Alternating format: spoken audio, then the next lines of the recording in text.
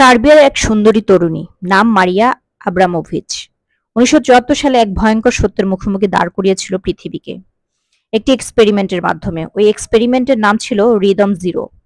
লোকজনে ভর্তি একটি রুমের ভেতর মারিয়া স্ট্যাচুর মতন দাঁড়িয়েছিল। সামনের টেবিলে রাখা অপ্রাসঙ্গিক, অগুরুত্বপূর্ণ, একে অপরের সঙ্গে সম্পর্কহীন ৭২টি জিনিস: লিপস্টিক, কেক, ছুরি, কাঁচি, গোলাপ, পিস্তল সহ আরো অনেক কিছু। বলা হয়েছিল রাত ৮টা থেকে ২টা পর্যন্ত ৬ ঘন্টা মানুষ যা ইচ্ছা তাই করতে পারবে মারিয়ার সঙ্গে। অনুমতিপত্রে স্বাক্ষর ছিল মারিয়ার। প্রথম ২.৫ ঘন্টা মারিয়াকে ফুল দিয়েছিল মানুষ, চুল আঁচড়ে দিয়েছিল, ভালোবেসেছিল। সময় যতই গড়ালো, লোকজন ততই হিংস্র হয়ে উঠল। শেষ ২ ঘন্টায় মারিয়াকে থাপ্পড় মারা হয়, পরনের জামাকাপড় ছিঁড়ে নগ্ন করে ফেলা হয়, ছুরি দিয়ে শরীরে আঘাত করা হয়। এমনকি শেষ দিকে একজন পিস্তল দিয়ে মারিয়ার গলা চেপে ধরে ট্রিগার টানতে যাচ্ছিল প্রায়। মারিয়া কি ওদের কোনো ক্ষতি করেছিল? ওদের কারোর জায়গা জমি নিয়ে যেত বলে দাবি করেছিল? ওদের কাউকে মারধর করেছিল? কারোর সাথে প্রতারণা করেছিল? সে তো কাউকে চিনতও না। কিন্তু ওরা মারিয়াকে থাপ্পড় মেরেছিল, গায়ে থুতু ছিটিয়েছিল, পরনের পোশাক ছিঁড়ে ফেলেছিল, একের পর এক আঘাতে করেছিল ক্ষত বিক্ষত। এক্সপেরিমেন্ট শেষে মারিয়া যখন হেঁটে চলে যাচ্ছিল, তখন তাকে অপমান করা একটি লোকও চোখের দিকে তাকাতে পারছিল না তার লজ্জায়। ১৯৯৮ সালে জার্মানিতে ১৪ জন লোককে স্বেচ্ছায় টাকার বিনিময়ে একটি সাইকোলজিক্যাল পরীক্ষার জন্য নির্বাচন করা হয়, যার নাম ছিল দাস এক্সপেরিমেন্ট। এরপর ওই লোকগুলোকে ২ ভাগে ভাগ করা হয়। ওদের কাছে সময় ১৫ দিন। এই ১৫ দিন ওদের এক ভাগ কারাগারের কয়েদি হিসেবে অভিনয় করবে, বাকিরা থাকবে কারাগারের গার্ড।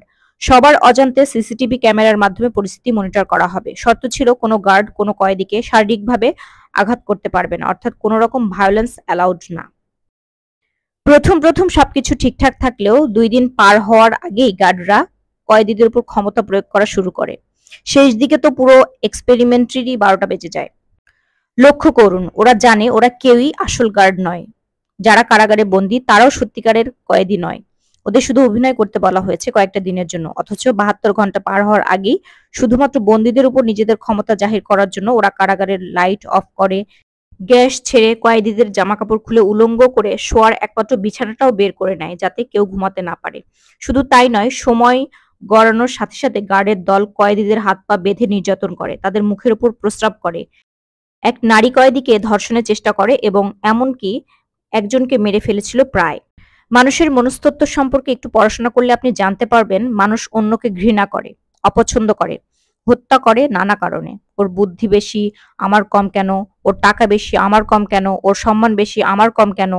রিদম জিরো এবং দাস এক্সপেরিমেন্ট আপনাকে শেখাবে একটা মানুষের কাউকে ঘৃণা, অপছন্দ বা অত্যাচার করতে আসলে কোনো কারণ লাগে না। একজন মানুষ কোনো রকম কারণ ছাড়াই আরেকজনকে হিংসা করে, ক্ষতি করে, তার বদনাম রটায়, কেননা মানুষের স্বভাবই অমন। মানুষ কোনোদিনই শান্তিকামী ছিল না, নয় এবং থাকবেও না। সে সবসময় হিংস্র, লোভী, বর্বর এবং ভণ্ড। তাহলে প্রশ্ন জাগে, এই দুনিয়ায় কি ভালো মানুষ বলে কেউ নেই? হ্যাঁ, আছে। হাতে গোনা ২-৪ জন। বাকিরা সুযোগের অভাবে ভালো।